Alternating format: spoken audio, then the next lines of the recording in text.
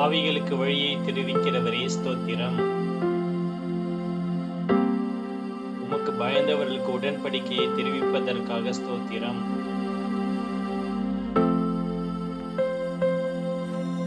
தமது பரிசுத்தவான்களை கைவிடாத கர்த்தரே ஸ்தோத்திரம்.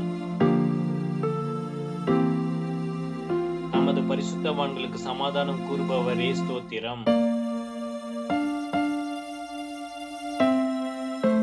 பரிசுத்தவான்களுடைய ஆலோசனை சபையில் மிகவும் புகழப்படத்தக்க தேவனே ஸ்தோத்திரம்.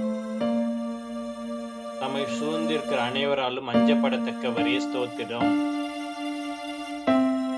கேருபீன்களாலும் சேராபீன்களாலும் நித்தமும் போற்றப்படுகிறவரே ஸ்தோத்திரம். என் தலையை உயர்த்துகிறவரே ஸ்தோத்திரம்.